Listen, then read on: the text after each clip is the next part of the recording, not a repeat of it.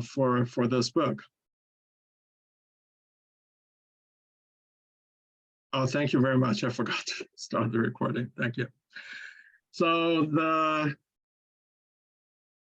this was actually, when you think about it, was a very courageous of the author to write this kind of socio-political satire novel during this period of very restricted freedom of speech, oppression. And the author himself, we know relatively very little about him. His name is Jingzi. He lived from 1701 to 1754. He was born in Quanjiao in Anhui province, and he passed away in Jiangsu province in the great city of Yangzhou, which is not too far from his hometown where he was born. A little bit of background on the book itself. The structure of the book is it's a quote again novel with 56 chapters or episodes. In classic Chinese novel, there's the word for chapters is hui. Hui means like occurrence, and this is because these books were nominally written for storytellers. So each time a storyteller, performs at a tea house, each episode is called a hui, and then normally each chapter ends with at a critical point where the storyteller concludes with, if you want to find out what happens next, please join the next episode. And so I haven't read the whole book for decades now. As I said, this is one of my favorites, but I read it when I was very young. So my recollection is that the book is not truly a novel. That it's really in between a collection of short stories and a novel. There are some chapters that are completely independent. But there are then there are many chapters that are loosely connected. There are characters that do appear in one chapter, and then you don't see that character for a long time, and then in the much later chapter, that character comes back again. So it's a very interesting structure. And the story that we're reading today, Fanjin passing the provincial exam, the setting of the story is in the Guangdong province. It's the southernmost province in China, which is kind of interesting to me that the author picked to set the story in that province because it's far away from where he was born and where he passed away. So I imagine he may not have been to this part of China. It's definitely a kind of a remote place for him, but he chose to write the story in that setting. And the main character, Fan Jing, is from a county in Guangdong province called Panyu. It's part of the modern-day megacity of Guangzhou. And it took place the story setting is not in the author's own time, it's in the dynasty before him, the Ming dynasty. And this could be part of the reason I was talking about the literary inquisition that was going on in his own time, that it's much safer to write a political satire that talks about the previous dynasty. So just to show the geographical locations, in the two white circles is, on the upper side here, well, first of all, we're looking at the map of China. And so you see that he lived and died in the area that's in the Yangtze River region, not far from the eastern coast of China. So it's in the central eastern China. And then the story itself was set in the very southern side of China, this red symbol down here labels where it is. So it's in the very southern coast, not too far from Hong Kong.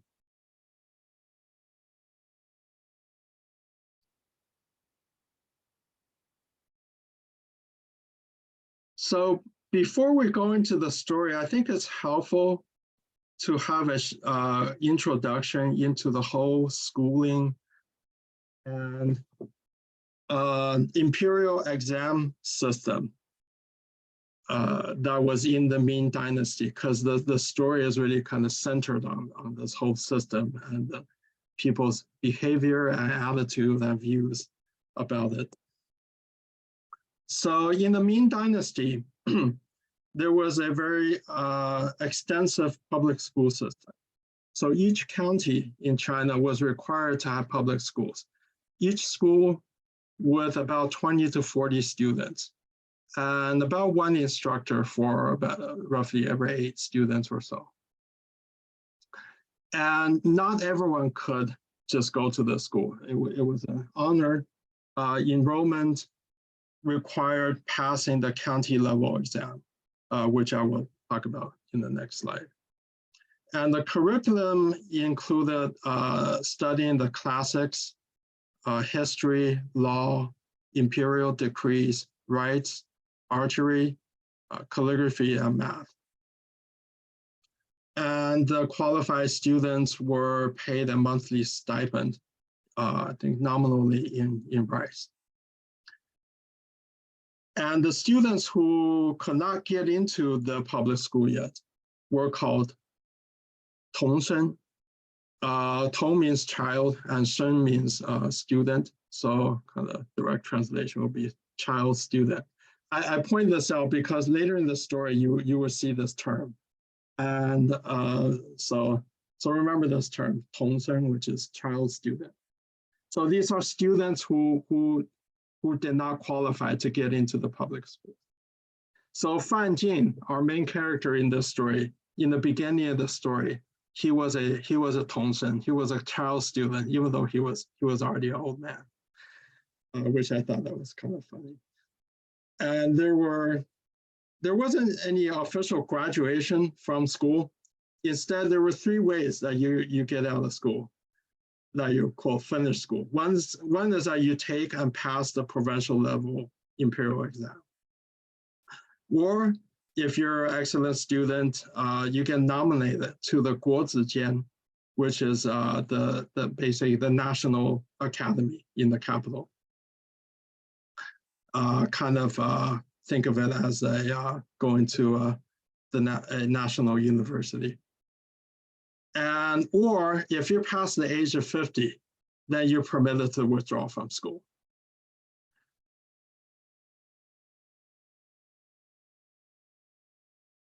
So let's talk about the imperial exam system. So starting from the very lowest level. So the lowest level is the county level exam, which is in Chinese is called 院试. And when you pass that, what do you get? Well, you get the enrollment into the above mentioned public school. So you get to be a paid student in the public school. And you also win a special title called 秀才, which direct translation is something roughly like fine talent. Or another alternative name is 生源, direct translation is something like being a staff student. So while you're a student in a public school, there are regular major exams that take place. One is called 岁试. Roughly translation, direct translation is an annual exam. Even though it's not annual, it takes place once every 3 years. And basically you get tested on your scholastic achievements, stuff that you learn. And the results are ranked into 6 levels. If you wind up in levels 1 and 2, you get promoted to receive a higher stipend. If you're in level 3, there's no change. You get to maintain on your same level. If you get level 4, you get a reprimand, basically saying, didn't do so well, work harder. And if you wind up in level 5, you get demoted as a lower level student. And if you wind up in level 6, you get kicked out of school. And if you sustain in the top levels in multiple exam years, then you get the honor of being nominated and recommended into the 国子监, which is in the capital city, in the national capital, and as a 太学生, which means grand student.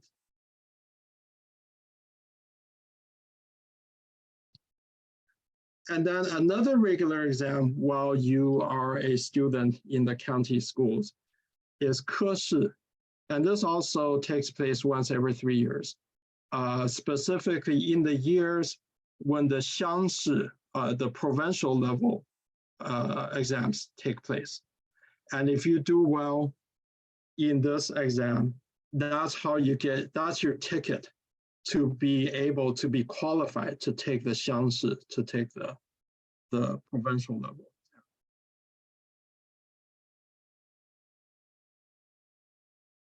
So in our story, Fan Jin, the first test that he took was this test. And he got promoted, he got qualified to take the next one in the story. Sorry, with Zoom, there's always had to move around all these boxes so I can see the slides. That's one thing I don't love about Zoom. So the provincial exams, that's serious business here. So it also takes place once every 3 years in the autumn. So in Chinese, it's also another nickname is called 秋闱, which basically says it's the autumn exam. And it's presided over by 2 chief examiners and 4 associate examiners. They're all from the prestigious Hanlin Academy. And this is a very prestigious assignment to be a presiding examiner. And each test taker has to first be thoroughly searched, make sure you're not bringing in any cheat sheets and stuff like that.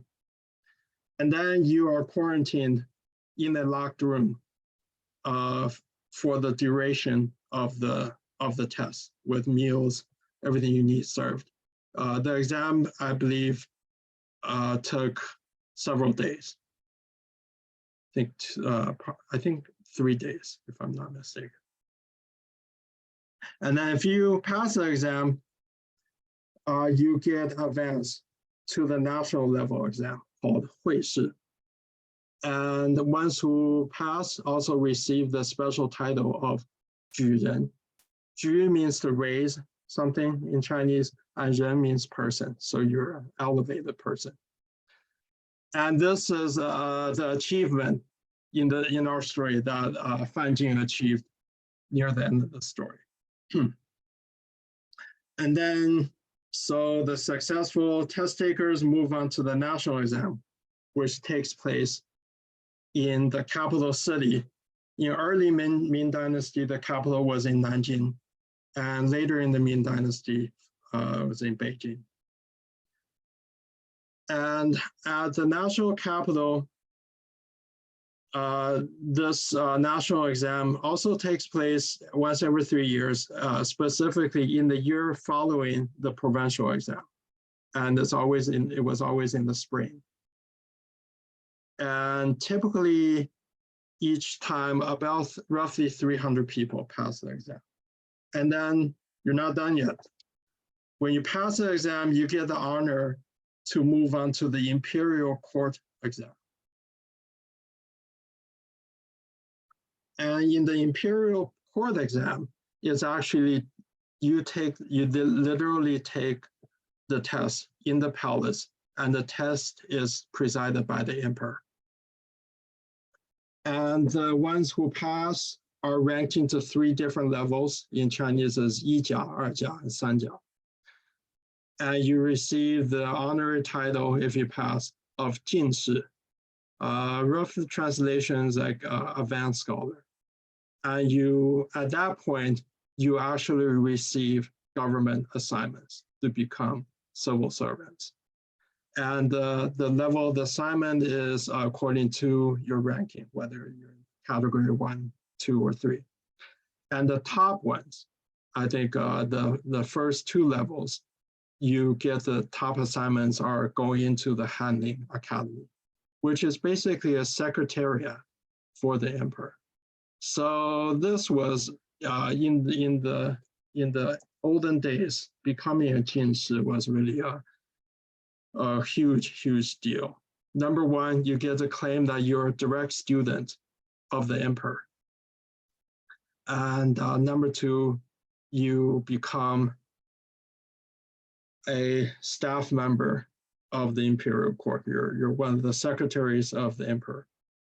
And from that, you normally you serve a number of years there, and then you get very good assignments into other government posts.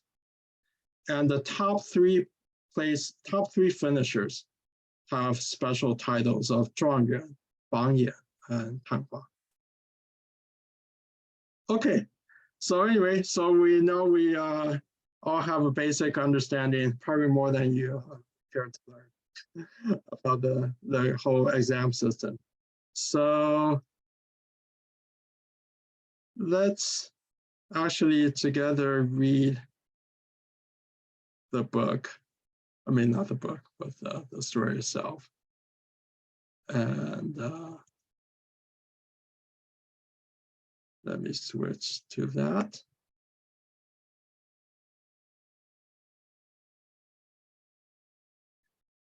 So we're going to start from the middle of the chapter, the first scene where Fan Jing actually appears. And it's a little bit long for one person to read.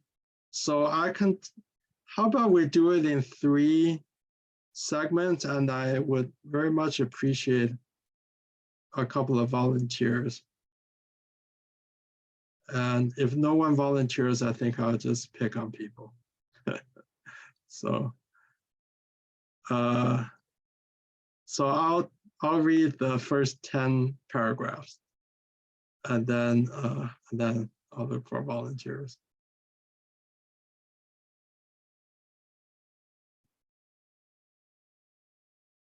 So can everyone see the text okay, or is it too small?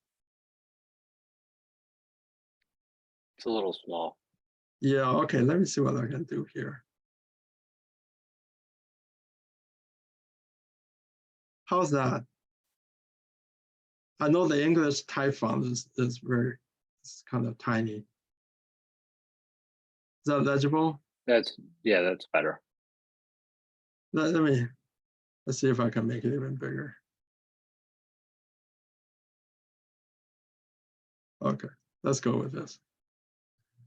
So the story, the point that we're reading, it's in the middle of the exam. It's already ongoing, and this is where Fan Jing starts to appear to the scene. Okay, and the third examination was for candidates from Nanhai and Panyu counties. Commissioner Zhou, so Commissioner Zhou is the chief examiner, sat in the hall and watched the child students crowding in. So yeah, in Chinese, the translation here is candidates, but it's that term in Chinese, actually that term that I just told you about, the child student. So these were the students that didn't make it yet into the public schools, and they're taking the test to try to make it. There were young and old, handsome and homely, smart and shabby men among them. The last candidate to enter was thin and sallow, had a grizzled beard, and was wearing an old felt hat. Guangdong province has a warm climate. Still, this was the 12th month, and yet this candidate had on a linen gown only. So he was shivering with cold as he took his paper and went to his cell. Zhou Jin, so this is the chief examiner, made a mental note of this before sealing up their doors. During the first interval, from his seat at the head of the hall, he watched this candidate in the linen gown come up to hand in his paper. The man's clothes were so threadbare that a few more holes had appeared since he went into the cell. Commissioner Zhou looked at his own garments, his magnificent crimson robe and gilt belt. Then he referred to the register of names and asked, "You are Fan Jin, aren't you?" Kneeling, Fan Jin answered, "Yes, Your Excellency." "How old are you this year?" "I gave my age as 30. Actually, I'm 54. So basically, he put down in the records, he lied about his age. He put down as 30, but he's in fact 54 years old. "How many times have you taken the examination?" "I first went in for it when I was 20, and I have taken it over 20 times since then." "How is it that you have never passed?" "My essays are too poor," replied Fan Jin, "so none of the honorable examiners will pass me." "That may not be the only reason," said Commissioner Zhou. "Leave your paper here, and I will read it through carefully." Fan Jin kowtowed and left. It was still early, and no other candidates were coming to hand in their papers. So Commissioner Zhou picked up Fan Jin's essay and read it through, but he was disappointed. Whatever is the fellow driving at in this essay, he wondered. I see now why he never passed. He put it aside. However, when no other candidates appeared, he thought, I might as well have another look at Fan Jin's paper. If he shows the least bit of talent, I'll pass him to reward his perseverance. He read it through again, and this time felt there was something in it. He was just going to read it through once more when another candidate came up to hand in his paper. This man knelt down and said, Sir, I beg for an oral test. I have your paper here, said Commissioner Zhou kindly.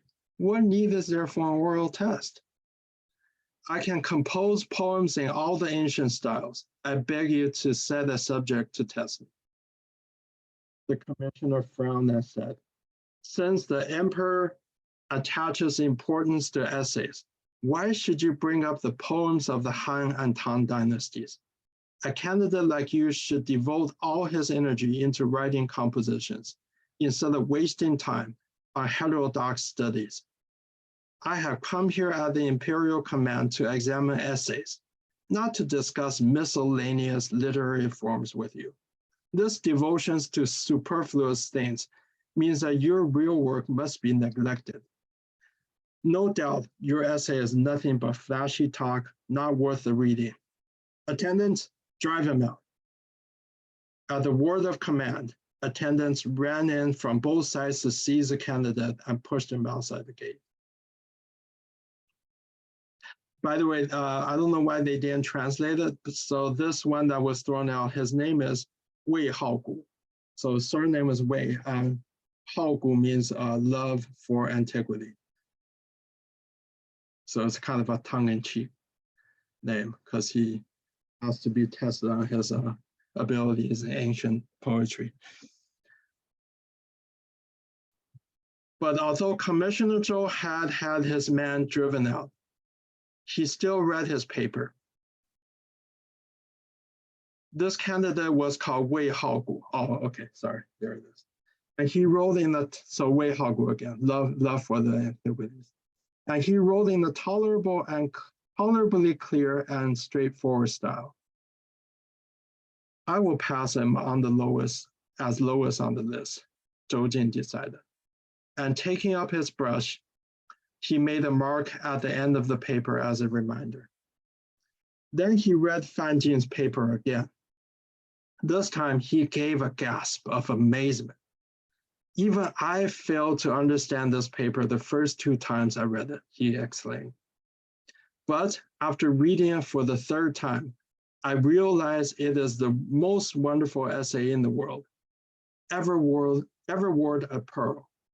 This shows how often bad examiners must have surpassed real genius. Hastily taking up his brush, he carefully drew 3 circles on Fanjin's paper, making it as first. He then picked up Wei Haogu's paper again and marked it as the 20th. After this, he collected all the other essays and took them away with him. Soon the results were published, and Fanjin's name was first on the list. When he went in to see the commissioner, Zhou Jing commended him warmly. And when the last successful candidate, Wei Haogu, went in, Commissioner Zhou gave him some encouragement and advised him to work hard and stop studying miscellaneous works. Then, to the sound of drums and trumpets, the successful candidates left.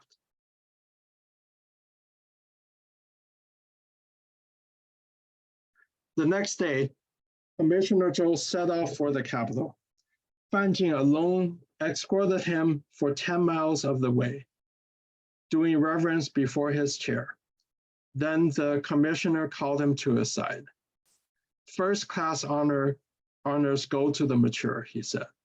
Your essays show the real maturity, and you are certain to do well in the provincial examination. After I have made my report to the authorities, I will wait for you in the capital. He meant the state capital. Fanjin kowtowed again in thanks, then stood to one side of the road as the examiner's chariot was carried off swiftly. Only when the banners had passed out of sight behind the next hill, did he turn back to his lodgings to settle his bill.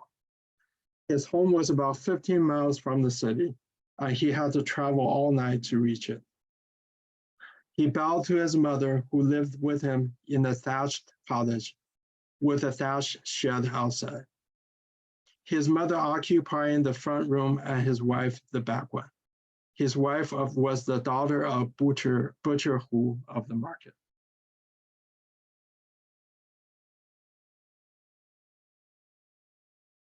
Fanjin's mother and wife were delighted by his success. They were preparing a meal when his father-in-law arrived, bringing pork sausages and a bottle of wine. Fanjin greeted him, and they sat down together.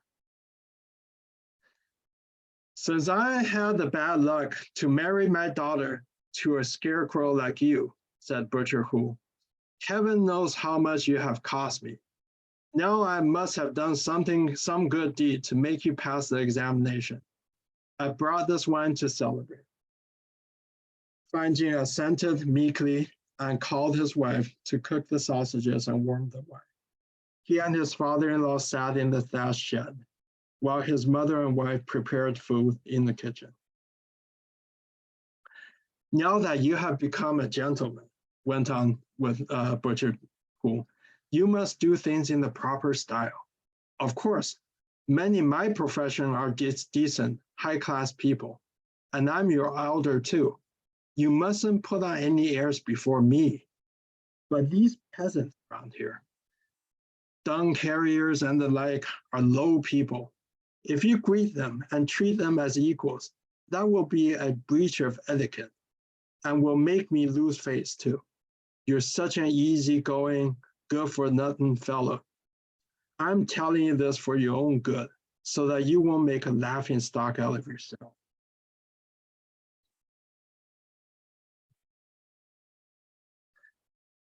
Your advice is quite right, father, replied Fanjin. Let your mother eat with us too, went on Butcher Hu. She has only vegetables usually. It's a shame. Let my daughter join us too. She couldn't have tasted lard more than 2 or 3 times since she married you a dozen years ago. Poor thing. So Fanjin's mother and wife sat down to share the meal with them. They ate until sunset, by which time Butcher Hu was tipsy. Mother and son thanked him profusely. Then throwing his jacket over his shoulders, the butcher staggered home bloated. The next day, Fanjin had to call on relatives and friends. Wei Haogu, that's the other candidate that finished last. Wei Haogu invited him to meet some other fellow candidates, and since it was the year for the provincial examination, they held a number of literary meetings. Soon it was the end of the 6th month. Fanjin's fellow candidates asked him to go with them to the provincial capital for the examination, but he had no money for the journey. He went to ask his father-in-law for help, Butcher, who spat in his face and poured out a torrent of abuse. "Don't be a fool," he roared. "Just passing one examination has turned your head completely. You're like a toad trying to swallow a swan. And I hear that you scraped through not because of your essay, but because the examiner pitied you for being old. Now, like a fool, you want to pass the higher examination and become an official. How do you know who these officials, but do you even know who these officials are? They're all stars in the heaven. Look at the Zhang family in the city.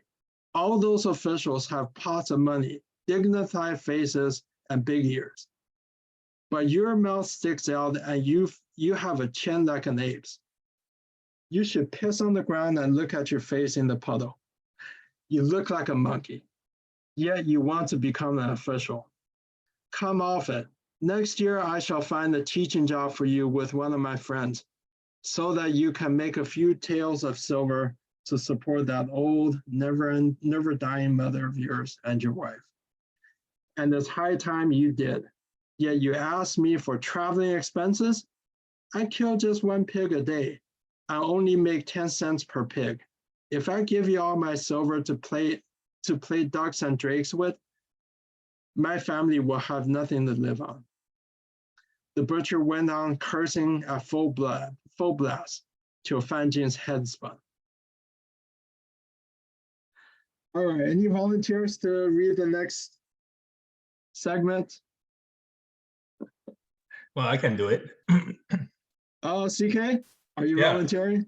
Yes. Excellent. Thank you. Thank you. Well, before I do that, does anybody know what ducks and drakes mean? Let me read the Chinese because I.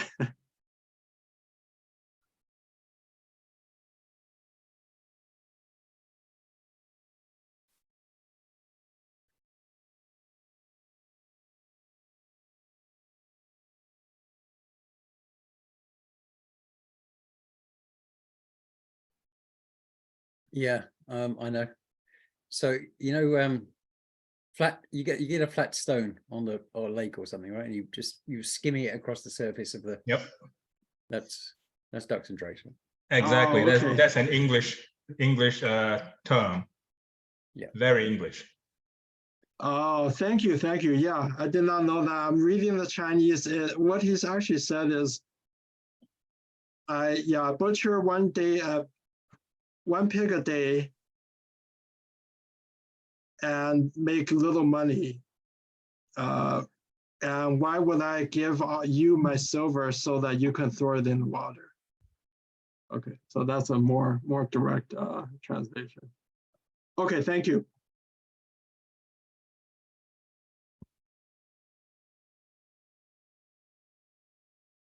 So I should start here, right? Number 20, isn't it? Yes, thank you. Okay. When he got home again, he thought to himself, Commissioner Zhou said that I showed maturity. And from ancient times till now, whoever passed the first examination without going in for the second, I shan't rest easy till I've taken it. So he asked his fellow candidates to help him and went to the city without telling his father-in-law to take the examination. When the examination was over, he returned home only to find that his family had had no food for 2 days, and Butcher who cursed him again. The day the results came out, there was nothing to eat in the house, and Fanjin's mother told him, "Take that hen of mine to the market and sell it, then buy a few measures of rice to make gruel. I'm faint with hunger." Fanjin tucked the hen under his arm and hurried out. He had only been gone an hour or so when gongs sounded and 3 horsemen galloped up. They alighted, tethered the horses to the shed, and called out, "Where is the Honorable Mr. Fan? We have come to congratulate him on passing the provincial examination."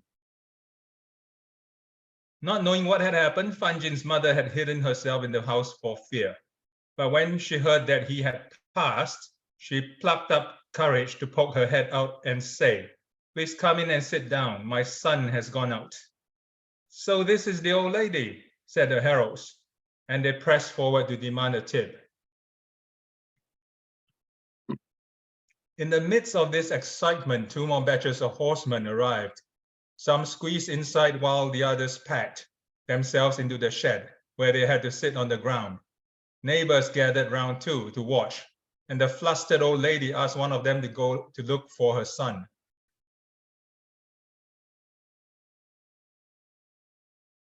The neighbor ran to the marketplace, but Fan Jin was nowhere to be seen. Only when he reached the east end of the market did he discover the scholar, clutching the hand tightly against his chest and holding a sales sign in one hand. Fan Jin was pacing slowly along, looking right and left for a customer. "Go home quickly, Mr. Fan," cried the neighbor. "Congratulations, you have passed the provincial examination. Your house is full of heralds." Thinking this fellow was making fun of him, Fan Jin pretended not to hear and walked forward with lowered head. Seeing that he paid no attention, the neighbor went up to him and tried to grab the hand. "Why are you taking my hand?" protested Fan Jin. "You don't want to buy it." "You have passed," insisted the neighbor. "They want you to go home to send off the heralds." "Good neighbor," said Fan Jin, "we have no rice left at home, so I have to sell this hand. It's a matter of life and death. This is no time for jokes. Do go away, so as not to spoil my chance of a sale." When the neighbor saw that Fan Jin did not believe him, he seized the hand, threw it to the ground, and dragged the scholar back by main force to his home. The heralds cried, "Good, the newly honored one is back." They pressed forward to congratulate him, but Fan Jin brushed past them into the house to look at the official announcement already hung up, which read, "This is to announce that the master of your honorable mention, Fan Jin, has passed the provincial examination in Guangdong, coming 7th in the list. May better news follow in rapid succession." Fan Jin feasted his eyes on this announcement, and after reading it through once to himself, read it once more aloud. Clapping his hands, he laughed and exclaimed, "Ha! Good, I have passed." Then stepping back, he fell down in a dead faint. His mother hastily poured some boiled water between his lips, whereupon he recovered consciousness and struggled to his feet. Clapping his hands again, he let out a peal of laughter and shouted, "Aha, I've passed, I've passed." Laughing wildly, he ran outside, giving the heralds and the neighbors the fright of their lives. Not far from the front door, he slipped and fell into a pond. When he clambered out, his hair was disheveled, his hands muddied and his whole body dripping with slime. But nobody could stop him. Still clapping his hands and laughing, he headed straight for the market.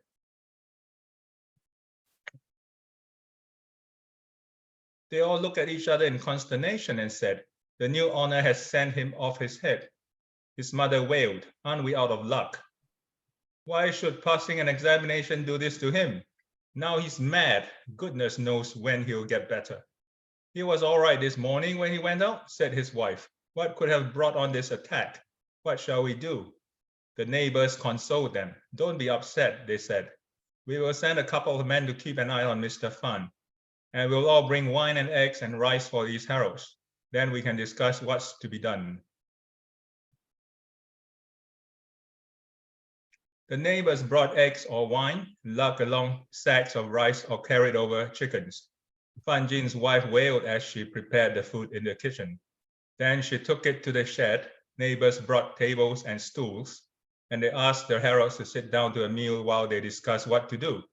"I have an idea," said one of the heralds, "but I don't know whether it will work or not." "What idea?" they asked. "There must be someone the Honorable Mr. Fan usually stands in awe of," said the herald. "He's only been thrown off his balance because sudden joy made him choke on his phlegm.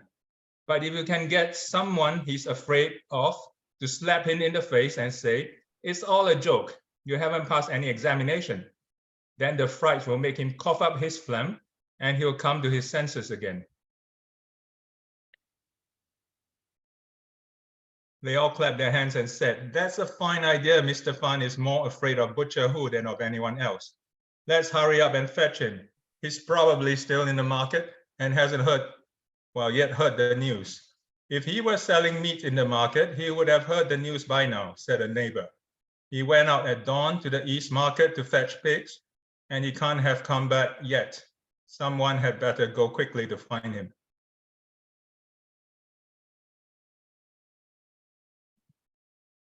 One of the neighbors hurried off in search of the butcher and presently met him on the road, followed by an assistant who was carrying 7 or 8 catties of meat and 4 or 5 strings of cash.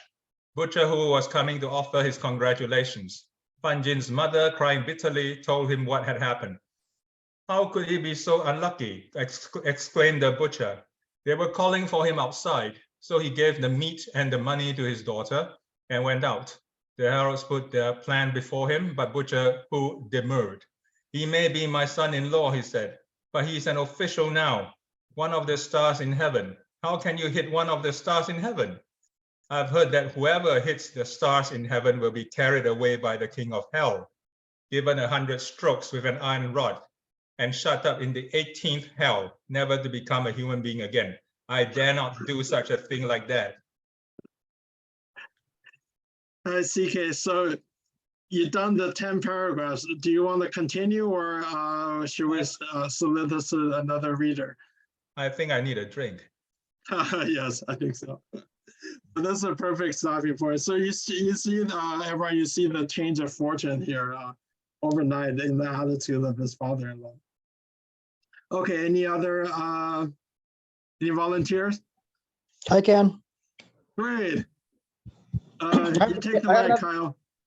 I haven't have the book, so I actually can read it also from here, but I'll read it from the Zoom. So forgive me if I mispronounce any Chinese names, if I don't get this correct, but so it's Emperor Zhou, that's how you say it? Yeah, very good. Perfect. Okay. Emperor Zhou picks out, Mr. Hu, cried a sarcastic neighbor, you make your living by killing pigs. Every day the blade goes in white and comes out red. After all the blood you shed, the king of hell must have marked you down for several thousand strokes by iron rods. So what does it matter if he adds 1,000 more, 100 more? Quite likely he will have used up all his iron rods before getting round to beating you for this anyway. Or maybe if you cure your son-in-law, the king of hell may consider that as a good deed and promote you from the 18th hell to the 17th. This is no time for joking, protested one of the heralds. This is the only way to handle it, Mr. Hu. There's nothing else for it, so please don't make difficulties. Butcher Hu had to give in. 2 bowls of wine bolstered up his courage, making him lose his scruples and start his usual rampaging. Rolling up his greasy sleeves, he strode off toward the market, followed by small groups of neighbors. Fan Jin's mother ran out and called after him. Just frighten him a little. Don't mind you, don't hurt him. Of course, the neighbors reassured her. That goes without saying. When wait, I'm trying to your face is, can you just go up a little bit because your face is it's blocking the bit of, oh thanks. When they reached the market, they found Fan Jin standing in the doorway of a temple. His hair was tousled, his face streaked with mud, and one of his shoes had come off, but he was still clapping his hands and crying, aha, I've passed. Butcher Hu bore down on him like as an avenging fury, roaring, you blasted idiot, what have you passed? And fetched him a blow. The bystanders and neighbors could hardly suppress their laughter, but although Butcher Hu had screwed up his courage to strike once, he was still afraid at heart, and his hand was trembling too much to strike a second time. The one blow, however, been enough to knock Fan Jin out. Okay, good. That's good. The neighbors pressed round to rub Fan Jin's chest and massage his back until presently he gave a sigh and came to. His eyes were clear and his madness had passed. They helped him up and borrowed a bench from Apothecary Chen, a hunchback who lived hard by the temple, so that Fan Jin might sit down. Butcher Hu was standing a little way off, felt his hand begin to ache. And when he raised his palm, he found to his dismay that she could not bend it. It's true then that you mustn't strike the stars in heaven, he thought. Now Buddha is punishing me. The more he thought about it, the worse his hand hurt, and he asked the apothecary to give him some ointment for it. Meanwhile, Fanjin was looking around and asking, how have I come to be sitting here? My mind has been in a whirl as if in a dream. The neighbor said, congratulations, sir, on having passed the examination. A short time ago in your happiness, you brought up some phlegm, but just now you spat out several mouthfuls and recovered. Please go home quickly to send away the heralds. That's right, said Fanjin. And I seem to remember coming seventh in the list. As he was speaking, he fastened up his hair and asked the apothecary for a basin of water to wash his face. But one of the neighbors found his shoe and helped him put it on. The sight of his father-in-law made Fanjin afraid that he was in for another cursing, but Butcher Hu stood forward and said, worthy son-in-law, would never have presumed to slap you just now if not for your mother. She sent me to help you. That was what I call a friendly slap, said one of the neighbors. Wait till Mr. Fan finishes washing his face. I bet he can easily wash off half a basin of lard. Mr. Hu, said another, this hand of yours will be too good to kill pigs anymore. No, indeed, replied the butcher. Why should I go on killing pigs? My worthy son-in-law will be able to support me in style for the rest of my life. I always said that this worthy son-in-law of mine was very learned and handsome, and that not one of those Chong and Zhou family officials in the city looked so much the fine gentleman. I've always been a good judge of character. I don't mind telling you. My daughter stayed at home till she was more than 30, although many rich families wanted to marry her to their sons, but I saw signs of good fortune in her face, and I knew that she'd end up by marrying an official. You see today how right I was. He gave a great guffaw, and they all started to laugh.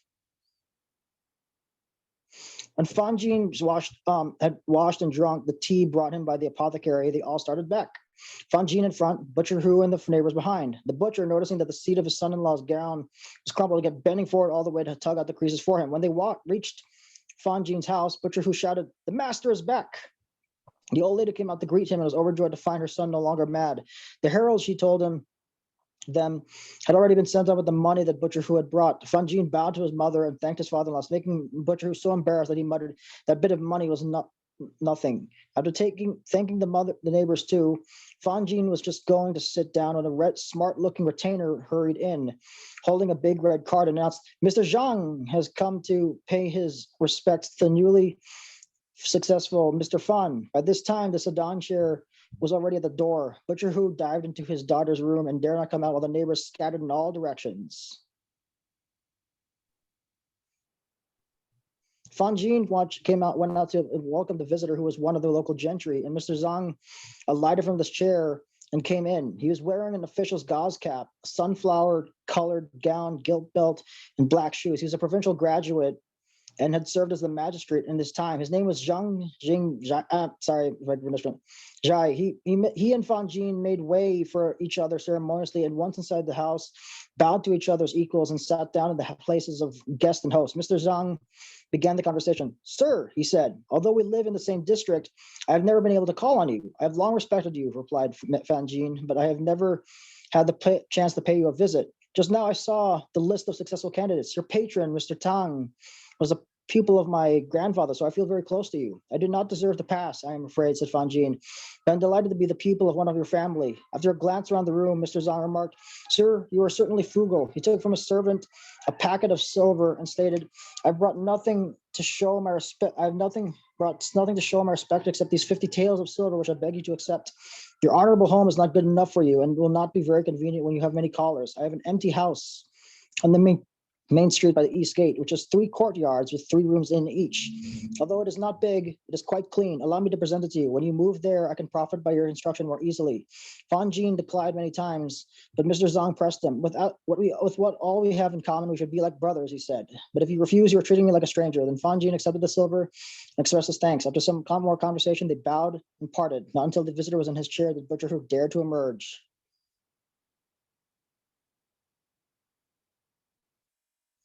Are you how are you getting a little tired? I think it's good for now. Yeah, I think it's good. If you have if someone else wants to do it, or I think there was like 9-10 of them. There's only a couple more paragraphs, so I can finish it up if you like. Okay. If you want to break. Okay. Yeah, thank you so much. That was great. Fan Jin gave the silver to his wife. When she opened it and they saw the white ingots with their fine markings, he asked Butcher Hu to come in and gave him 2 ingots and said, saying, "Just now I troubled you for 5,000 coppers. Please accept these 6 taels of silver." Butcher Hu gripped the silver tight, but thrust out his clenched fist, saying, "You keep this. I gave you that money to congratulate you, so how can I take it back?" "I have some more silver here," said Fan Jin. "When it is spent, I will ask you for more." Butcher Hu immediately drew back his fist, stuffed the silver in his pocket, and said, "All right, now that you're on good terms with that Mr. Zhang, you needn't be afraid of going short. His family has more silver than the emperor, and they are my best customers. Every year, even if they have no particular occasions to celebrate, they still buy 4,000 or 5,000 caddies of meat. Silver is nothing to him." Then he turned to his daughter and said, "Your rascally brother didn't want me to bring that money this morning. I told him, now my honorable son-in-law is not the man he was. There will be lots of people sending him presents of money. I am only afraid he may refuse my gift. Wasn't I right? Now I shall take this silver home and curse that dirty scoundrel." After 1,000 thanks, he made off, his head thrust forward and a broad grin on his face. True enough, many people came to Fan Jin after that and made him presents of land and shops, while some poor couples came to serve him in return for his protection. In 2 or 3 months, he had men servants and maid servants, to say nothing of more of money and rice. When Mr. Zhang came again to urge him, he moved into the new house, and for 3 days he entertained guests with feasts and operas. On the morning of the 4th day, after Fan Jin's mother had gotten up and had breakfast, she went to the rooms in the back courtyard. There she found Fan Jin's wife with a silver pin in her hair. Although this was the middle of the 10th month, it was still warm and she was wearing a sky blue silk tunic and a green silk skirt. She was supervising the maids as they washed bowls, cups, plates, and chopsticks. "You must be very careful," the old lady warned them. "These things don't belong to us, so don't break them." "How can you say they don't belong to you, madam?" they asked. "They're all yours." No, these aren't ours," she protested with a smile. "Oh, yes, they are," the maids cried. "Not only these things, but all of us servants and this house belong to you." When the old lady heard this, she picked up the fine porcelain and the cups and chopsticks inlaid with silver and examined them carefully one by one. Then she went into a fit of laughter. "All mine," she crowed. Screaming with laughter, she fell backwards, choked, and lost consciousness. But to know what became of the old lady, you must read the next chapter. So that's it. And actually, if you indulge me, let me find a short video. What I'm going to show is this story has actually been made into a Beijing opera. And so I'm going to show the part of the opera where I'm going to start from the point where one of the heralds came up with the idea to find someone that Fan Jin is always scared of and to slap him and wake him out of this trance. The guy in the middle with red vest and the blue outfit. So that's one of the heralds, and he's suggesting this idea. And the father-in-law, the butcher, is the older man with a white beard on the right, in the black outfit and the black hat and the orange belt. So the older woman in the middle is the mother, and then the the woman that's to her right is the wife. 也配！说着说着，啪，给他个大嘴巴，他一害怕，他一下去，八成就好了。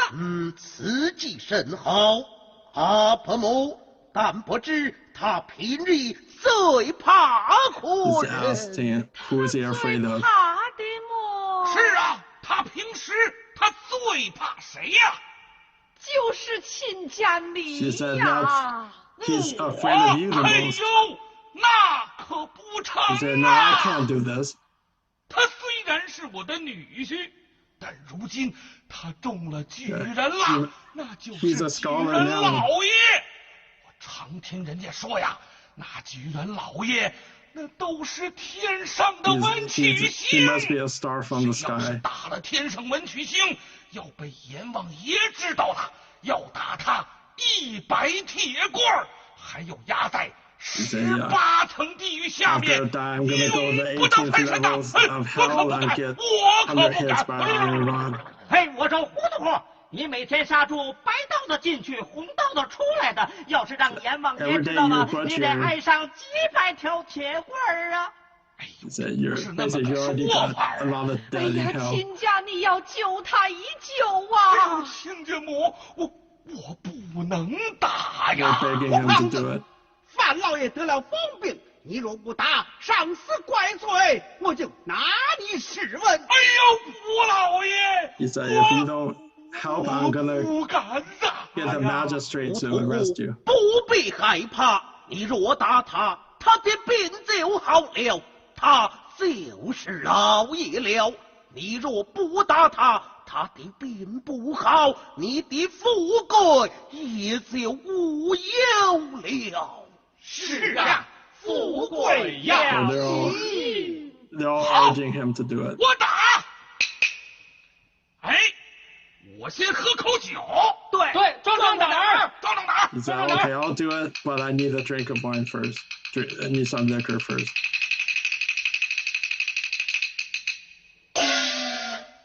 走。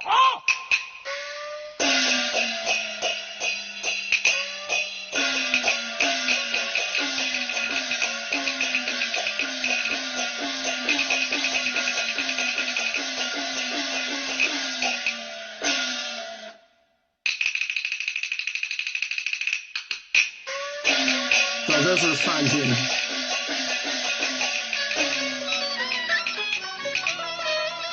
中了，真中了！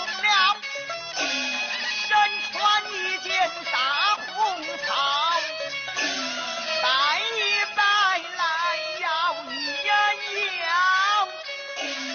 上了金鳌一咚锵。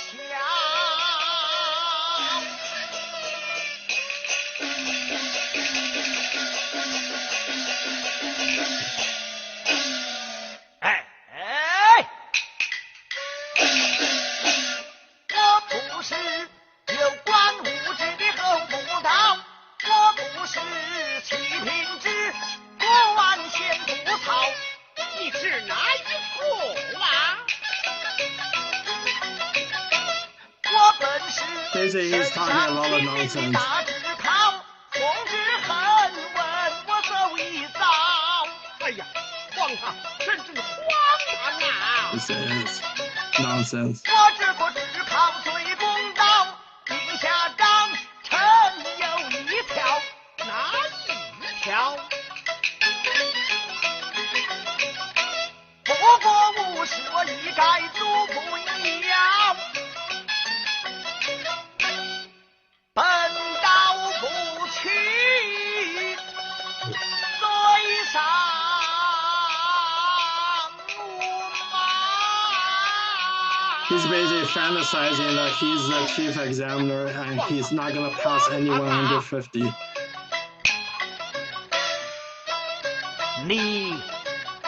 你骂我，哪个骂你呀？你笑我穷，哪个笑你穷啊？我要考你呀，考我过来，我要考你哟。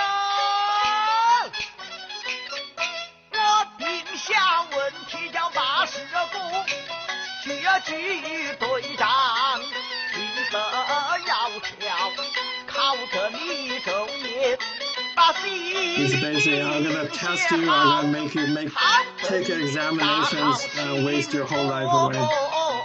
等前逃，逃得你不分苗和草，逃得你手不能提来，剑不能挑，逃得你头发白，牙齿穿条，逃得你弓背有鸵鸟，年年考，月月考过，我考死了你这命来呀飘！畜生！ This is the slap coming up. 你动我什么了？你别在这给我丢人现眼喽！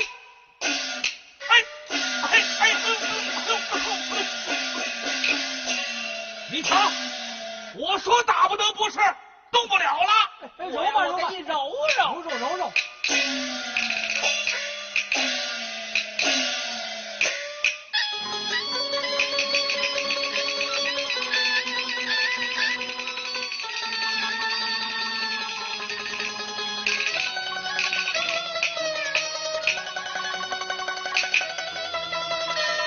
霎时间执着的神魂清醒，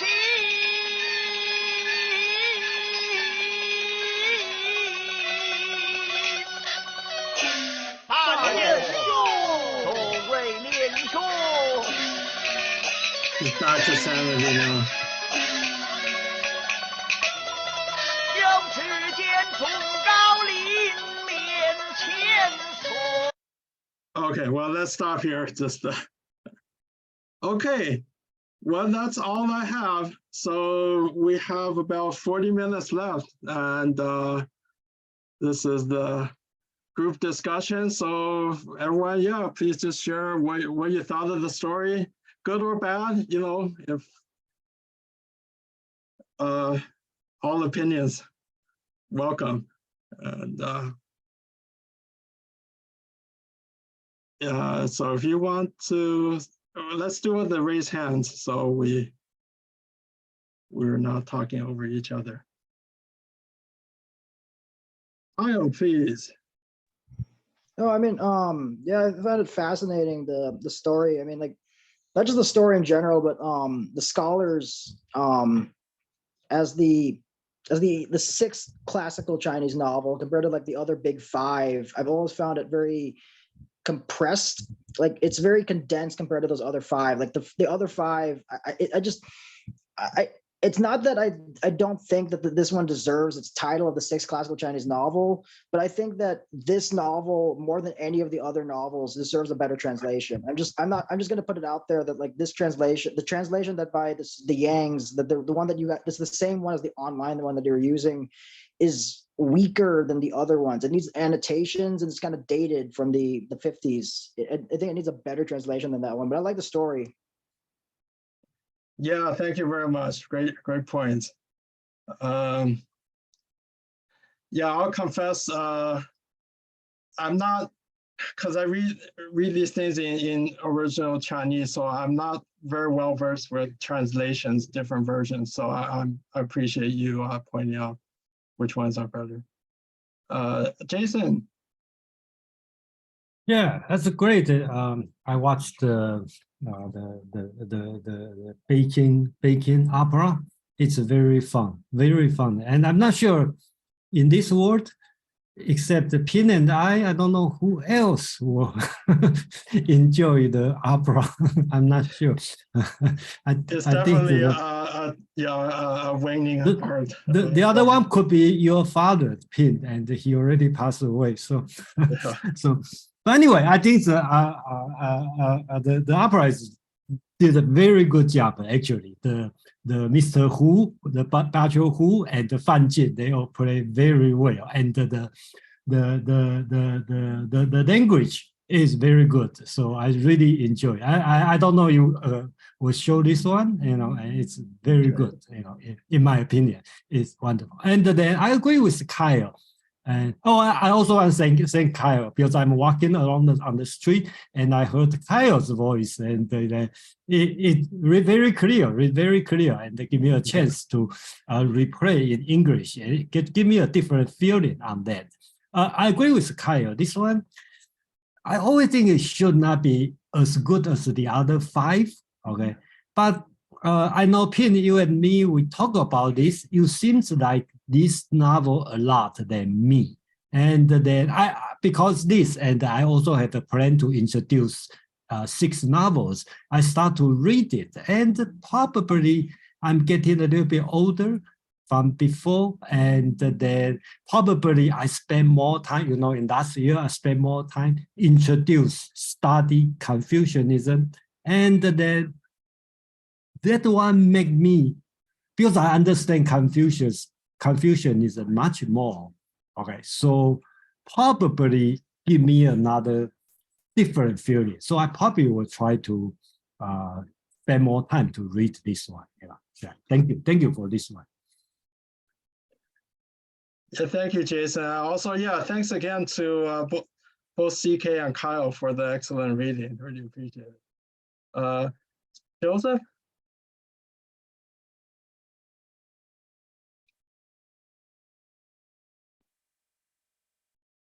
Sorry, I had to step out of the room for a minute.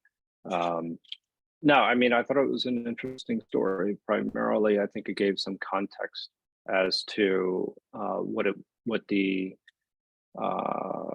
important the exams were, and essentially the family dynamics, and sometimes the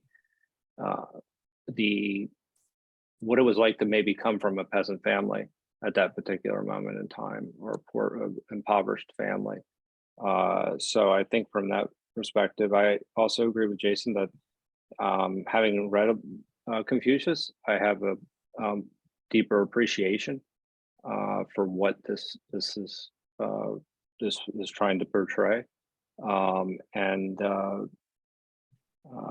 yeah, even when we're talking about the areas of study that the classics, being trained in history and law, and I remember going through all that with Confucius, but we were talking about the entrance exams and the importance of them and how they determined essentially your status in society.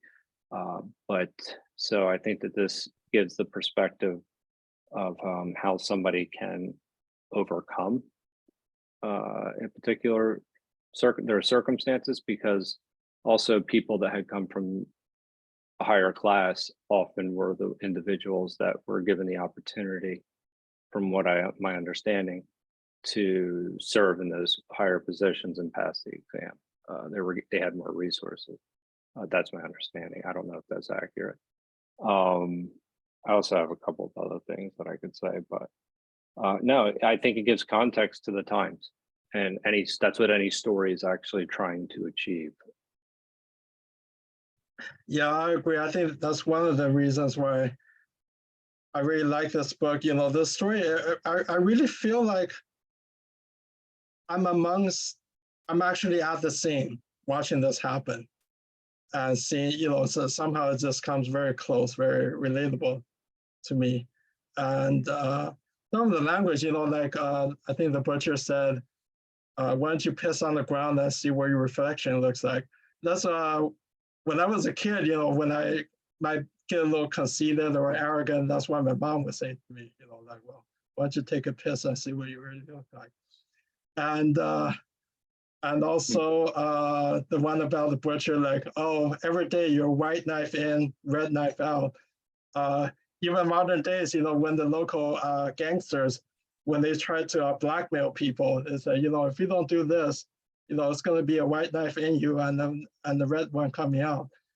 And so it's kind of amazing, after these hundreds of years, this common language still, this kind of sense of not humor, but irony, ironic humor, if you will, is still the same. CK and then Penny. Since this novel is a satire and it's supposedly to be taking a taking the piss at the scholars. I think that the title itself, as mentioned earlier by Kyle, needs some rethinking. You know, I have a suggestion regarding the translation for the title, 儒林外史, right? So if you translate it in the spirit of taking the piss, it could perhaps be translated as an alternative history of the confused scholars. Because that's really taking the piss. That's a good one. Yeah, go ahead, Kyle. No, I'm just saying that like the translate, I agree with that, because like it's not just an unofficial history of the examination of the confused scholars, but the translation, what I think one scholar, one critic of the novel says is it has like this, not just this proto-modernist feel, but the translation needs like a wealth of annotations. There's like, and it needs more fleshing out of it. The prose is kind of dry, and there's actually some they don't translate all of it. They kind of bowdlerize some of it, so that some of like the dirty bits aren't translated in the translation, so they kind of hide some of it in the original Chinese, if I remember correctly from this essay I read of it. So it needs a lot of work, the original translation, the one by Columbia University Press. Yeah, I find myself never happy with translations, and when I first started doing the meetups, every time I would do my own translations, but it was just a huge amount of effort. So I've gotten lazy, Jason. Sorry. No, I just use whatever translation I find, and not worry about it. But so yeah. Well, anyway, I appreciate you everyone pointing out the insufficiencies of the translations, which I agree with. And also agree with the title. Yeah, the scholars, it really loses the real essence of the original title, the Weiss, the outside history. You know, it's kind of like if you see a book in English, it's the unofficial or unauthorized biography of such and such famous person, right? The unofficial biography of FDR. You know, it's going to be filled with some unofficial history. It's going to have a salacious book. So this kind of has the title of the book itself in Chinese has this tongue-in-cheek kind of thing. Yeah. Penny? Oh, I thought it was good. It's the first Chinese story like that I've read, and knowing it was satire, I read what was in the 52 Living Ideas to Read, which was, I think, the first part of the story too. And it was really funny when, kind of they paid for the guy to take the exam and then he passed. And then when he said, well, gee, maybe I should just let my secretaries read the exams. Maybe I should actually do it and read it. So as if kind of to say that it was like these official positions who, didn't really do anything then. It was just, once they had the title, they could get to wear the fine clothes and lead the good life. So I thought it was amusing. But I did have one question, just like with Chinese, like once he passed, then people were bringing him, gifts and money and everything. And was that as kind of like a bribe because he was going to become a more important person then, and maybe he could do something for him? Or was it just that, they were so pleased that he had passed? It's a great question. I think it's a little bit of both. I wouldn't say, maybe bribery is too strong, but investment. Because so once you get the Juren title, you can walk into the county magistrate's office. You no longer have to kneel and kowtow, and you can actually have the audience of the county magistrate. And the magistrate is very powerful. The magistrate is not just the administrative leader of the county, but also the court, and also the local militia forces. So it's a military, political, and judicial chief all at the same time. So yeah, so basically the once you're Quzhen, you're kind of like a local attorney, if you will. You know, you when people have problems or they're accused of something, you can go in and talk to the magistrate and try to iron things out. Okay, thank you. Jason and then Joseph. Yeah, I like the CK talk about the translation. He called, I think he not by mistake, right? He said the confused scholar, and I think that probably bring the satirical part of Confucian Confucian scholar. You know, we call them confused scholar. I think the Chinese name I think the 外史 we call it an official history account. That's easy. But the 儒林, right? It uses the word 林, which is jungle or forest. In my image, it's more like a jungle. So to me, when I read these two words, 儒 means Confucian scholar, and he used the word jungle. So my picture is a bunch of tree or a bunch of people like a stick standing together, totally confused, or totally don't know what they are doing, or they know what they are doing, but only they do is pass the exam, nothing else. That's become the means, become the end, for these people. So that's that's why I think the 儒林, the jungle of Confucians, is to me, it's the key part of the title of this book.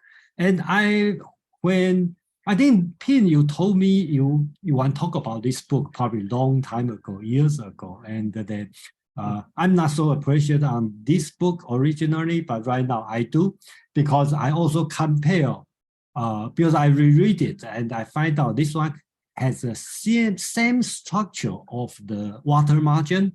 Okay. So basics, water margin talk about martial art, the people who using knife, kung fu with the strong muscle. And this part talking about a lot of people who is gentle, scholar, okay, they're bookworm, okay. So two contrasts and in the same style. Of course, they have a different purpose. So I gradually feel this book has his own position in the Chinese novel, because in my opinion, through the 1,000 years history, Chinese doesn't produce good novel. And then if you want to find the sixth one after that 5, this one could be a good candidate, because another one could be the Western case, right? 西厢记, right? But I'm not sure it's worth it or not, but I don't know. And the Liao Zai, I think Pin, you introduced us the chatter, the house of chattering about the ghost story. But this one could be the good one. I'm going to spend some time to do this one. And I also interested to how for the person who first time read this one, how do you get the satirical part of this book? Just like when I read the Gulliver's Travel from the Jonathan Swift, right? I have no idea it's satirical. Okay, I only think that's it's a children's book, but you have to understand the English culture during that time that you got the satirical part. So I'm very curious how does the people who first time read this one, do you get the satirical part of this novel? Thank you.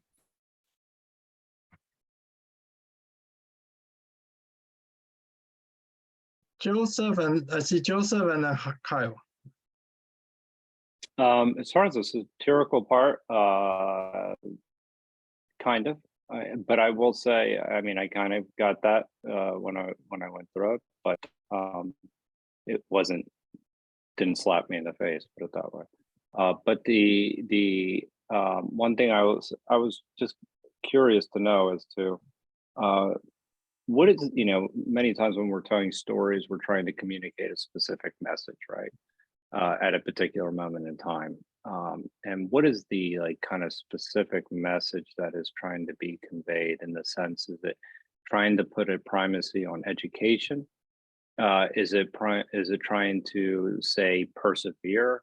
Is it, in the sense that you can be older and you still pass the exams? Is the main message to just tell a story about coming out of a difficult situation in order to become was it a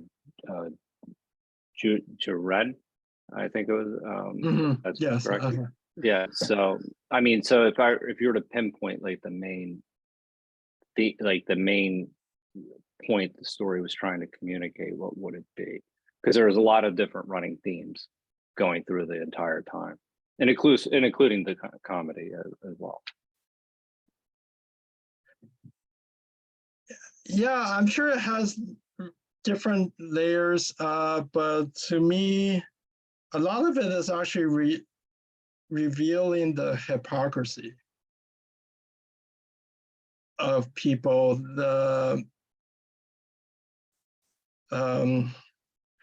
also kind of undressing these people, these scholars that are so revered in society and throughout history. But actually, a lot of their attitudes and behavior is very, very shallow. And then there's the society around them kind of amplifying this shallowness. The butcher, he looked down on this son-in-law so much.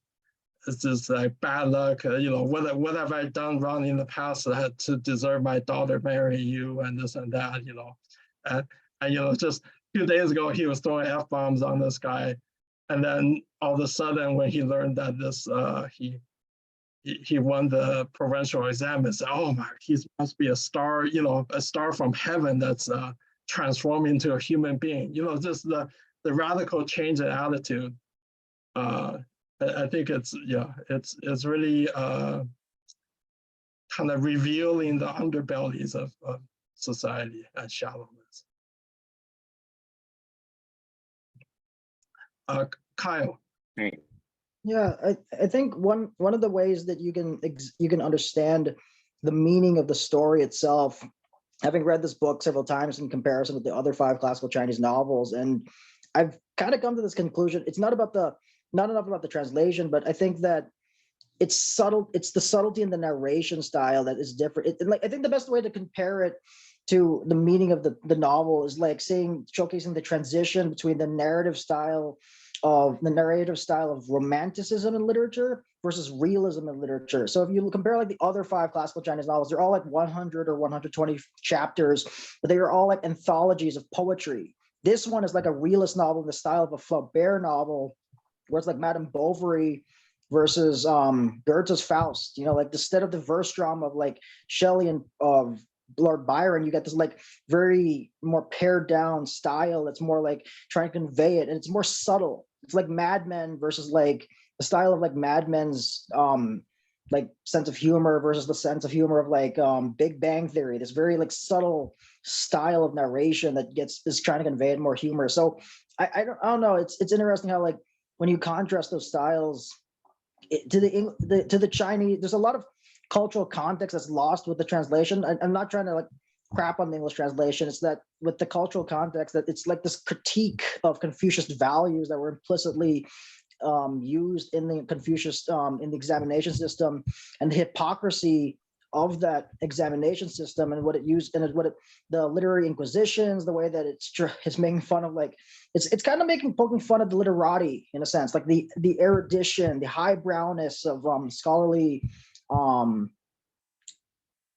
life in a sense. People who are so literate, they're oh, you can't, and that's why it's written in vernacular Chinese. It's not written in the classical Chinese of the other novels. It's written in this vernacular, more down-to-earth style that conveys the more immediate humor, but again, it's a more subtle humor than the big 5, I think. Yeah, I couldn't agree more. Great summary. I think that's one thing I really love about this writing style is the subtlety. It's hilarious and subtle all at the same time. It's yeah. And Carly. Well, yeah, I think the humor hit me outright. I laughed out loud a few times reading the story. And That's I don't great. know if it really was. I don't know if it was just because I was aware that it was a satirical novel. I do think that the juxtaposition of the Confucius values and our study of Confucianism first and Jason prepping us for being critical of that helped. But I thought it was hilarious in its own right. And I do see now Kyle's point about it written in a certain way from earlier English or language. And I didn't know the reference to the Drakes and whatever either. But the change in the characters and the obvious hypocrisy, the lack of character insofar as the hierarchy not being truly necessarily a one of meritocracy, but more of traditional hierarchy and status. And then, like when he made fun of the poet, I found that particularly funny because this was also a story that was satirical in its own right. And how dare you study things that aren't of orthodoxy? But no, I thought it was really funny, actually. And of course, the butcher father-in-law having to take credit for all of the his knowledge that he made everything happen and all the shame prior to such. But I had a lot more to say. This is a great story. I really enjoyed it. So, and Kyle, thank you too for your additions, and Penn, thank you so much for yours and reading and all too. It was just, yeah, great time. Thanks. Thanks so much, Ria, for sharing what came across. I was very curious about that because, you know, when Jason and I read it, we're laden with all, we're fish in the water, you know, and it's very interesting to me for someone who didn't grow up in this culture to read it and what you get out. So it's but it sounds like it's very universal actually. Well, maybe I will add that I am a fan of American subtle humor from Kurt Vonnegut Jr. and Mark Twain and those that a lot of people may miss because some of it is tongue-in-cheek and it is about the satire, which may not come through as easily as just straight up sarcasm or whatnot. So that might have led into my hilarity of it too, but thanks. Yeah, you brought up Mark Twain. I think, yeah, that's a great analogy. Also, yeah, the points in the story that you pointed out, the more subtle, yeah, it's really, it comes across to me too. The examiner chiding, yeah, the second guy for studying ancient poetry, saying that's, you know, just like the focus on, you're supposed to just study to score well on this test. How dare you have some genuine interest in real literature? Yeah, you know, it's just stuff like that. Yeah, it's really funny. Yeah, Penny and Jason and then CK. Yeah, as other people have said, I mean, it was the first time I've read it, but, you know, clearly you could see that they were poking fun and,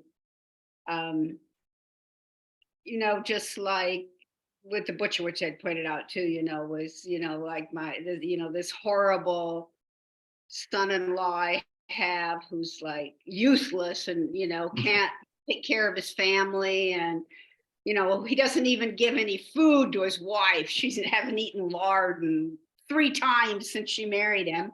And then quickly it's, oh, she had many suitors that were from high families and, you know, they were really great people, but no, I held out for, you know, I knew that there was somebody better coming for her that was going to bring, you know, our family up. It was, you know, so amusing to see the switch. And there was a lot of those things. So I think it clearly, even if you aren't immersed in the culture, you can see that they're really poking fun at these people. Yeah, exactly. Thank you. You know, I see a hand up from Subha, and I'm gonna her to go first because she hasn't spoken before yet. Yeah. Thank you. I may have a unique, well, I get a different sense and a vibe, and I read it also for the first time. I actually didn't get the satire part of that story. I mean, I'll be honest with you. Actually, on the contrary, it felt sad and almost too real and too personal to me, because I come from a culture, again, it's very cultural, right? Where personal identities are so linked with our accomplishments and taking exams and passing them. That to me is it's almost contemporary to my generation, right? Maybe in some even current generations, even though it's very old story, but I said, wow, this has started there actually so many years ago, so many decades ago, or so many centuries ago. So that's the perspective that I felt about this. It's like how I was thinking from the main character perspective of, if you didn't pass the exam, you're almost considered no good. If you pass the exam, you just became somebody different. And what would that do to that people that have not passed the exams all along? How do they feel, right? So that's what I was thinking. That's really what I wanted to say here. Thank you so much. Yeah, that's totally true too. It's that's why I like this novel. All of that is true. It's funny, but it's written with a lot of pain for sure. Because a lot of people suspect Fanjin, the main character, is actually a self-portrayal of the author himself. And like you said, this is, a lot of it, it's really, it's in our culture too. Oftentimes we tell very painful stories with pretending like it's humor. That, right from the opening scene, right, for that time, he was an old man already. But his title is a child student. And then the examiner asks, like, how old are you? And he's so embarrassed about his age, he lied on the registration. Yeah. And then he, how many times have you taken the test? More than 20 times. Mm-hmm. And he's been so put down so much that when asked the reason, he said, well, my writing is just simply too poor. But how sad is that? He says that, but he keeps taking the test because there's no other purpose in life. There's nothing else he can do for his life except to keep taking the test, even though he never passes. So that's why, thank you for bringing that up, because I also like the book that it really tells us a lot about actually culture and how people really lived at that time. All these details about what his house was like, and also even you see in the butcher, right? Our beliefs is really Buddhism, Taoism, Confucianism, all mingled together. The concept of hell, the concept of stars, and then he's going to be punished by the Buddha. It's all mingled. There's no really separation. We call them different religions, but in China, it's really all twisted together.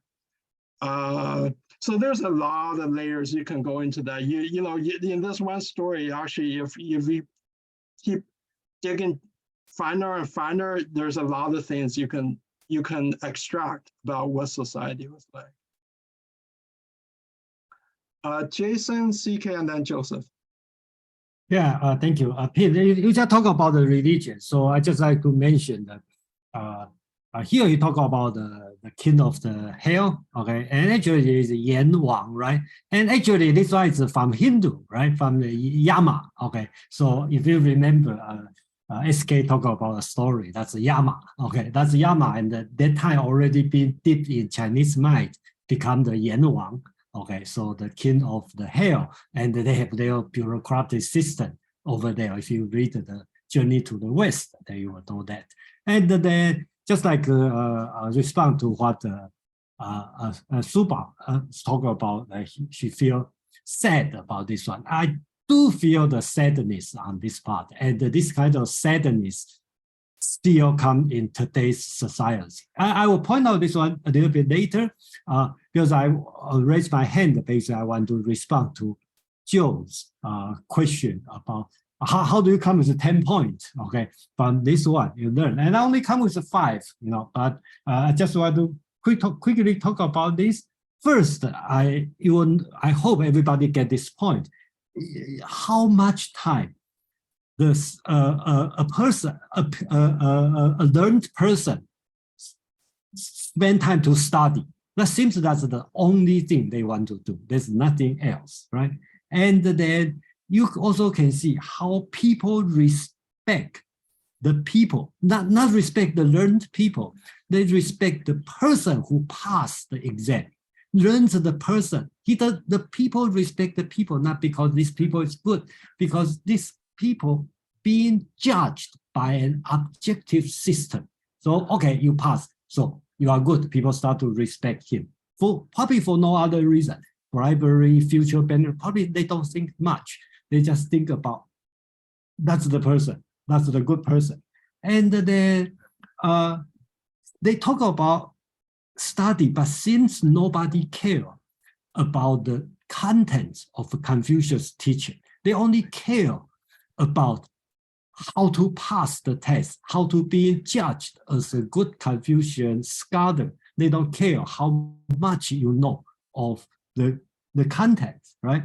And then during the conversation, we also know at that time they consider poetry, literature is secondary, is not that important, or only the essay are important. So I think that's all very important point from this time. And I think another thing I want to leave to the last is a lot of people talk about hypocrisy about the people, but I don't see this way. If you look at the butcher, the father-in-law, and the examiner, the wife, the mother, and Fan Jin, they're all nice people. If you see this one in your village, even the butcher, okay, the father-in-law, even it's snobbery, but I think they're all very nice, honest people. They have a good heart. But why even the Zhou, the examiner, right? He tried to understand why Fan Jin cannot pass. He want to read the second time, the third time, and try to reward him for his best. But if we look at all around these people, why they behave this way? They are very good people. But the sin, who make them behave like this? I think that's the Confucianism or bureaucratic system. This system is the greatest evil on that, because when they want to do good things, they have to follow this system. If you don't follow this system, you cannot do it. So they only do good in certain way, which is Confucian, or I should call it neo-Confucian way to be good. I think that's the biggest part I feel, by reading this. Thank you. Thank you, Jason. Great points. CK, Joseph, and Carly. And then we'll probably wrap up. Yeah, I'd like to talk a little about what Jason just said.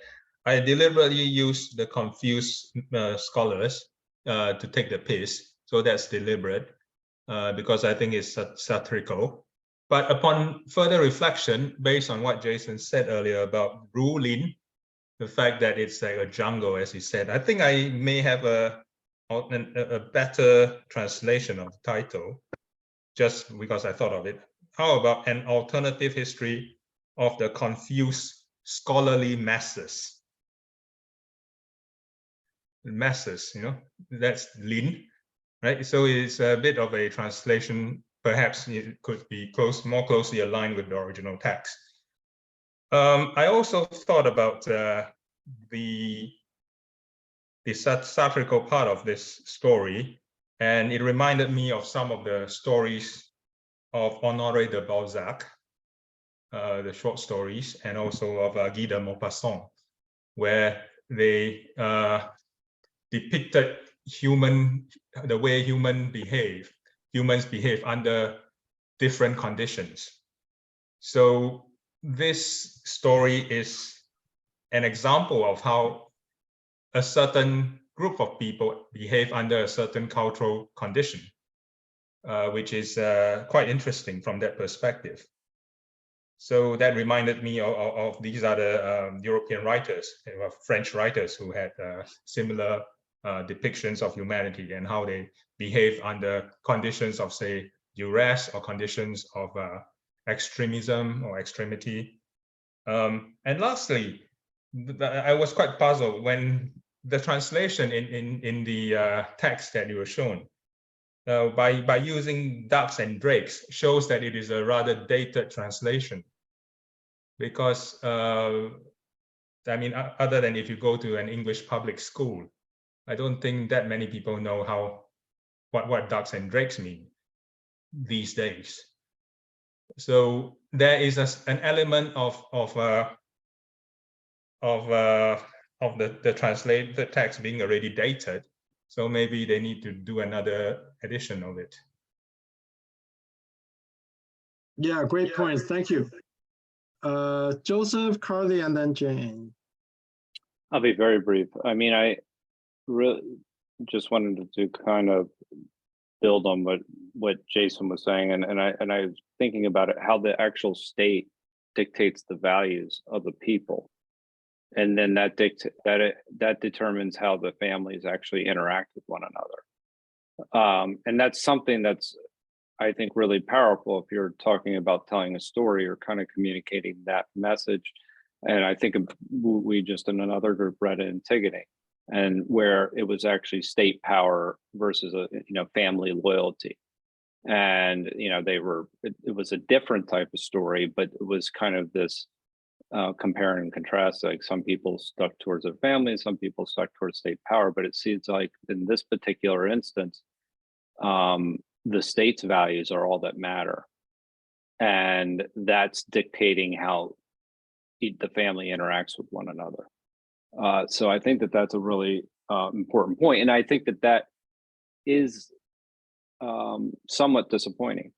And so that's all I had to say with that. That's where maybe the comedy was kind of lost. I mean, and then failing, as you mentioned, failing 20 times, and just because of the essay part, that was like that was kind of, all right, well, is this about perseverance at a certain point? That I was trying to figure that aspect out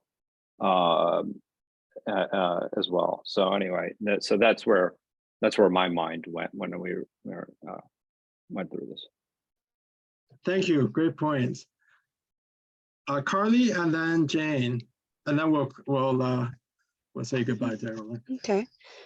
Well, yeah, real good points. I think Jason's input on seeing the family in that sense has given me a different perspective, because I was looking at it very from the sense of an American individual and somebody who empathizes with somebody that hasn't succeeded in the right way in the right time. The family structure being just what it could be in the glory of the state, that it wasn't so much about the individuals as it was about the system. But moreover, to I think it was Suba's point about the sadness of it, and that yes, the reality hits close to home for me too. But I think most of the best comedy always comes from that pain that is within. So I saw that early on when the old man was put in a cell, and he said that his clothing came out with more holes than he went in with it, kind of thing. That was going to be lighthearted, but you could see that on the emotional level, it was a lot deeper than it was just lighthearted and shabby clothing. And I think the main key of it, to Joe's point, is that it is on some level about perseverance. Is that even if you failed, that you're still going to try, because there's value in that, and whatever the value is, you got to go for it. Thank you. Thank you. Great points. Jane? Hello. I've got 4 things to say, but I'll try and keep them very brief. 3 of them were questions and then a comment. So one question is, was education at the time, I'm guessing here, was only for men? That's one thing. Secondly, I'd like to know about the butcher, whether his job meant that he would have actually passed this exam himself, or was that not necessary? I'm just wondering. I'm very curious about the essay that the main protagonist wrote, because first of all, it was read and thought to be utter rubbish. And the next time he could see a glimmer that maybe there's something to this. And then the third reading, he thought it was absolutely brilliant. Best thing he's ever read. So I'm wondering, is that essay ever, does it come into the story at some stage? Do you get to actually discover what the essay was about? Because I'm really curious about that. And my comment is answering, I suppose, the question of that Jason asked about the people who didn't grow up in a Chinese culture, which I didn't, of course. What are we getting from it? Well, I think I'm missing absolutely loads, clearly. But so why am I here? Well, I'm here to learn. I'm really interested to understand much more about Chinese culture and history. You know, China is such a important country. I mean, all countries are important, but China has increasing sway over the world. And I think the rest of the world don't really understand very much about the culture and the history. So it's just one of my things I think we should learn a lot more. And seeing as how I'm the last speaker, I should say, thank you very much. And if time restrictions, I'm in a completely different place in the world from you guys. And I'm here in New Zealand. But if the time suits, it's not the middle of the night or something for me, I will return. And thank you very much to everybody that's contributed. Thank you, Jay, and thank you for joining us and for your intellectual curiosity. That's great. To answer your questions real quickly, first one, the public schools were for men only, basically. Also the exam system. I'm not aware of a woman taking the exam. But that doesn't mean women were not educated. They were just educated privately. The second question, what was your second question? The butcher, would the butcher have, because of his job, would he have passed the exam?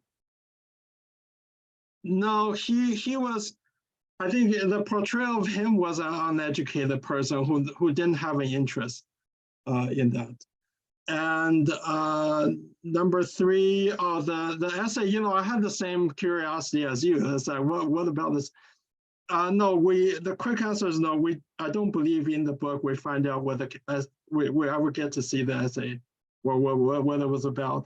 I can only imagine that the book does describe a lot of how people prepare.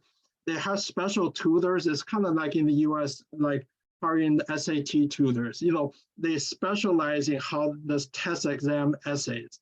There are different test-taking techniques and styles that you study. It's not necessarily good writing. It's just the writing that you know the test is looking for.